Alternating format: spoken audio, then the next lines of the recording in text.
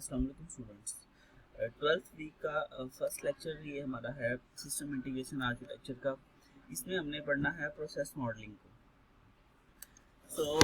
ये हमारा चैप्टर जो चल रहा है उस चैप्टर का लास्ट बिल्कुल एक सेक्शन है। पहला इसमें टॉपिक हमारे पास आता है difference between functions, activities and processes. Functions, activities और प्रोसेसेस में क्या फ़र्क होता है। इस डायग्राम से, ये हमने वो डायग्राम है जो हमने पहले भी कुछ लेक्चर्स में स्टडी की हुई है। तो इसमें आप ये देख सकते हैं कि functional areas are used to manage related functions within enterprise. किसी भी एंटरप्राइज के अंदर जो फंक्शनल एरियाज होते हैं वो इस्तेमाल किए जाते हैं मैनेज करने के लिए जो रिलेटेड फंक्शंस होते हैं। और जो प्रोसेसेस होते हैं are contained in business functions, और जो प्रोसेसेस होते हैं उसके अंदर एक या एक से ज़्यादा एक्टिविटीज़ होती हैं। ये डायग्राम आपको ये कंसेप्ट ज़्यादा क्लियर करेगी कि आप देखेंगे आपके पास ये बिजनेस फंक्शंस है। किसी भी एंटरप्राइज के अंदर ये बिजनेस फंक्शंस आपको दो नज़र आ रहे हैं, बिजनेस फंक्शन ए और बिजनेस फंक्शन बी। अब इन बिजनेस फंक्शंस के अंदर आपको डिफरेंट एक्टिविटीज़ नज़र आ रही हैं, activity A1, activity A2, activity B1, activity B2 और एक्टिविटी B3। और इनमें से कुछ एक्टिविटीज़ ऐसी हैं जो बिजनेस फंक्शन ए के अंदर भी आती हैं और बिजनेस फंक्शन बी के अंदर भी आती हैं, जो है एक्टिविटी B1। अब इन एक्टिविटीज़ के अंदर कुछ टास्क होते हैं, जैसे कि एक्टिविटी A1 के अंदर 2 टास्क हैं, एक्टिविटी A2 के अंदर 2 टास्क हैं, और इस तरह से ये आपस में लिंक्ड अप भी होती हैं। तो हमने यहाँ पे ये देखा कि बिजनेस फंक्शंस होते हैं एंटरप्राइज में, उन फंक्शंस के अंदर एक्टिविटीज़ होती हैं और एक्टिविटीज़ के अंदर टास्क होते हैं। यानी कि टास्क जो हमारे पास होते हैं, आम जो काम होते हैं, उनसे मिलके एक्टिविटी बनती है, और उन एक्टिविटी से को जो कंटेन करता है वो बिजनेस फंक्शन कंटेन करता है। अच्छा, उसके बाद आता है relationship between activity modelling and process modelling, कि एक्टिविटी मॉडलिंग और प्रोसेस मॉडलिंग में क्या रिलेशनशिप होता है। So it is important now to discuss how activity models and process models are related. अब एक पिक्चर्स डायग्राम से इसको हम देखेंगे। इस डायग्राम जो आपको मैं इस वक्त दिखा रहा हूँ 10.27 बुक से ली गई डायग्राम है। इसके दो पार्ट्स हैं। एक पार्ट है यहाँ तक जो आपको ये लाइन नज़र आ रही है, हॉरिजॉन्टल लाइन। एक पार्ट इसका अपर पार्ट है और एक इसका लोअर पार्ट है। So, top half of the 10.2.7 figure illustrates the components used for activity modeling। तो ये जो कंपोनेंट है अपर वाला, ये आपको बताता है एक्टिविटी मॉडलिंग के बारे में। इसके अंदर जो आपका एक्टिविटी मॉडल होता है वो इलिप्स में शो किया गया है, यानी कि जो एक्टिविटी मॉडल है ये इलिप्स में शो किया गया। इसके अलावा आपका जो एक्टिविटी मॉडल होता है वो इन्वोक कर सकता है अदर एक्टिविटी मॉडल्स, दूसरे एक्टिविटी मॉडल्स को भी वो इन्वोक कर सकता है। और एक्टिविटी मॉडल इनपुट करता है, आउटपुट करता है, and control components represent as information. और ये जो होता है वो इनपुट, आउटपुट और कंपोनेंट्स को कंट्रोल कर सकता है। इसको हम इंफॉर्मेशन कहते हैं। जैसे कि आप देखें कि अपने आप को भी इन्वोक कर सकता है। इसके अलावा ये इनपुट करता है, आउटपुट करता है और कंट्रोल करता है किसी इंफॉर्मेशन सिस्टम को, डाटा ऑब्जेक्ट को। बेसिकली हम ये डायग्राम ही मेनली समझ रहे हैं। अच्छा, उसके बाद model at the top right of the figure. जो टॉप राइट पे फिगर पे आपका मॉडल है वो आपका ट्रिगर होता है बिजनेस इवेंट से। ये जो टॉप राइट पे आपका एक मॉडल बना हुआ है, ये मॉडल आपका ट्रिगर होता है बिजनेस इवेंट से, यानी कि बिजनेस इवेंट्स एक्टिविटी मॉडल, और देन ये इनपुट आउटपुट की फॉर्म में यहाँ से ये ट्रिगर होता है। अच्छा, अब ये तो था अपर पार्ट। अब हम आते हैं इस डायग्राम के बॉटम पार्ट पे। तो जो इसका बॉटम पार्ट है वो इलस्ट्रेट करता है कि कंपोनेंट प्रोसेस मॉडलिंग में इस्तेमाल किस तरह से होते हैं। तो अ business process is also triggered by a business event. हम देख सकते हैं कि एक बिजनेस प्रोसेस जो होता है वो बिजनेस इवेंट से ट्रिगर होता है। आप एरो देख सकते हैं। इसके अलावा इट एक्सेप्ट्स इनपुट फ्रॉम और प्रोवाइड्स आउटपुट टू पीपल। और ये आपका इनपुट लेता है पीपल से, यानी कि लोगों से इनपुट लेता है या उनको आउटपुट देता है। A business process can invoke other business processes।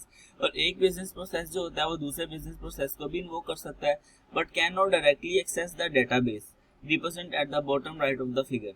कि आप देख सकते हैं कि ये डायरेक्ट जो होता है वो डेटाबेस को एक्सेस नहीं कर सकता, बल्कि उसके लिए कोई आपको मॉडलिंग टूल वगैरह इस्तेमाल करना पड़ता है। अच्छा, अब उसके लिए भी होता है कि अगर वो डायरेक्ट एक्सेस नहीं कर सकता तो उसके लिए हमारे पास डाटा एक्सेस प्रोसेसेस, डैप्स होते हैं। इनको DAP डैप कहते हैं, डाटा एक्सेस प्रोसेसेस, जो आपकी डाटा को एक्सेस करवाते हैं। इनकी डिटेल अभी आगे जाके हम देखेंगे। उसके बाद अगला टॉपिक आता है elemental process modelling logic commands. अब ये वो टॉपिक है जो आपके डैप, जो भी हमने लास्ट में बिल्कुल जिसको हमने टच किया है, डाटा एक्सेस प्रोसेस, उसको डिफाइन करेगा। So a data access process is defined as atomic reusable set of process steps that is used to accomplish one specific type of data access on an entry. So data access process जो DAP होता है वो एक atomic और reusable set of processes होता है, process steps होता है जो इस्तेमाल होता है एक या एक से ज़्यादा तरह की चीज़ों को एक्सेस करने के लिए। और इसके अंदर जो आपके रेफरेंशियल इंटेग्रिटी के रूल्स होते हैं वो इन्फोर्स किए जाते हैं, जैसे कि आपका जो प्राइमरी फॉरेन के जो रेफरेंशियल इंटेग्रिटी का रूल होता है वो इसके अंदर इन्फोर्स किया जाता है। अब जो डैप होता है वो डाटा पास करता है between business processes and the data model, और it can be initiated by the either a business process or another DAP. ये आप बिजनेस प्रोसेस से भी इनिशिएट होता है या किसी और डाटा एक्सेस प्रोसेस से भी ये इनिशिएट हो सकता है, और ये इन्फोर्स करता है डाटा इंटेग्रिटी के रूल, यानी कि जो complete data integrity referential integrity के रूल्स है ना वो इसमें इन्फोर्स किए जाते हैं। अब चार तरह की कमांड्स होती हैं, क्योंकि ये टॉपिक ही हम देख रहे थे elemental process modelling logic commands, तो इसके अंदर चार तरह की कमांड्स होती हैं, चार group of command process steps होते हैं। एक होती है external interface command, data access command, invocation command और डिसीजन कमांड्स। ये चार तरह की टाइप्स हैं और इन चारों टाइप्स में मिला के टोटल हमारे पास 11 कमांड्स बनती हैं। तो पहला हम देखते हैं जो हमारे पास फर्स्ट आता है एक्सटर्नल इंटरफेस कमांड। तो एक्सटर्नल इंटरफेस कमांड में तीन तरह की कमांड होती है, एक्सेप्ट, प्रेजेंट और चूज। एक्सेप्ट जो होता है वो इनपुट करता है किसी भी प्रोसेस की। This input can be from a computer terminal और सम अदर एक्सटर्नल डिवाइस, यानी कि जो एक्सेप्ट होता है ये आपका नाम से ही शो हो रहा है कि एक्सेप्ट करता है, तो ये इनपुट लेने के लिए इस्तेमाल होता है। और वो इनपुट आप जो कंप्यूटर टर्मिनल होता है आप उससे भी ले सकते हैं, जो कमांड प्रॉम्प्ट होता है, या किसी और एक्सटर्नल डिवाइस से भी आपकी इनपुट आ सकती है। प्रेजेंट का मतलब भी होता है कि प्रेजेंट करना, यानी कि आउटपुट करना। So it provides output from a process. This output can be to a computer terminal और सम एक्सटर्नल डिवाइस। इसी तरह से जैसे हम इनपुट किसी भी सोर्स से ले सकते हैं, हम आउटपुट भी किसी भी सोर्स को दे सकते हैं, लाइक वो कंप्यूटर टर्मिनल को भी दे सकते हैं या एक्सटर्नल डिवाइस को भी दे सकते हैं। चूज होता है it provides output to and accept input from a process. ये वो चीज़ होती है, जो कमांड होती है जो आपकी इनपुट देती है, इनपुट लेती है या आउटपुट आपकी प्रोवाइड करती है। और ये इनपुट आउटपुट जो होता है वो किसी भी सोर्स से आ सकती है या जा सकती है, आउटपुट कंप्यूटर टर्मिनल या सम अदर एक्सटर्नल डिवाइस। इसके बाद हमारे पास जो दूसरी कमांड की टाइप्स आती हैं data access command. There are 4 data access commands, create, read, update, delete. इसको हम बड़े अच्छे तरीके से जानते हैं, ये वही है जो हमारे CRUD ऑपरेशन होते हैं, यानी कि CRUD, ये CRUD होता है। तो ये डाटा एक्सेस कमांड होती है कि जिसमें क्रिएट में हम किसी भी एंटिटी की अकरेंस को क्रिएट करते हैं, रीड के अंदर हम किसी भी डाटा को रीड करते हैं, अपडेट के अंदर जब हमने किसी पहले भी जो चीज़ है उसमें अपडेट करनी होती है उसको करते हैं, और डिलीट उस वक्त जब हमने किसी भी एंटिटी की अकरेंस को डिलीट करना होता है।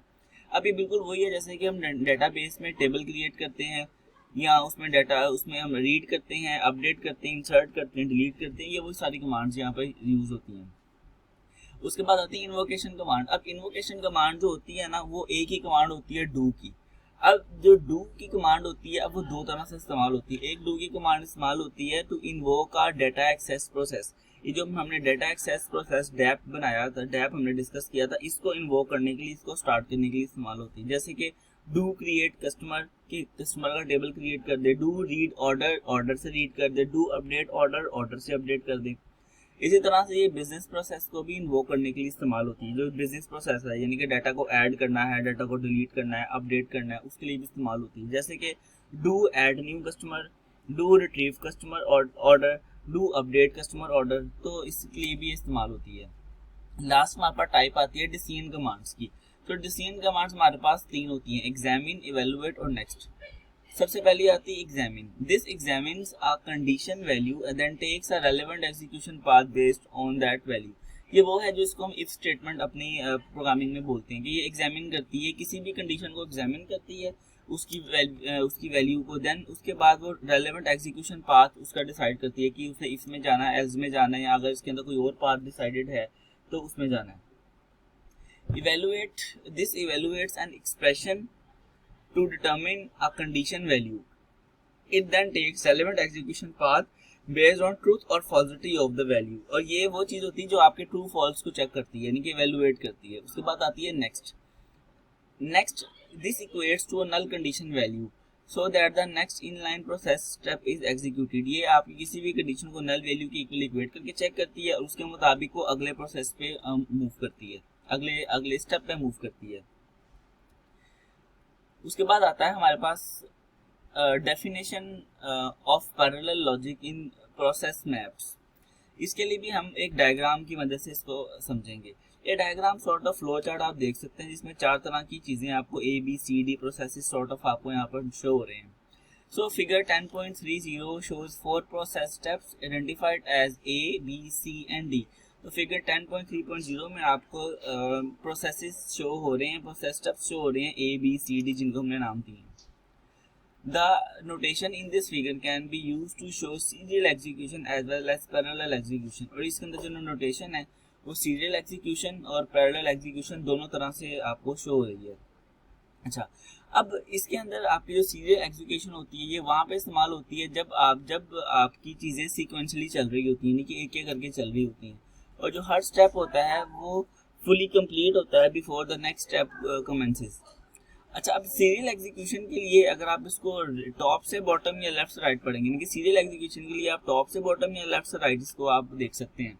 अब हमारे पास यहाँ से टॉप से बॉटम का सिनेरियो है तो उसमें हम देखेंगे कि सबसे पहले process step A is executed first, कि जो ए प्रोसेस है वो सबसे पहले चलेगा, यानी कि स्टार्ट के बाद सबसे पहले ए चलेगा क्योंकि हमने लेफ्ट टू राइट जाना है।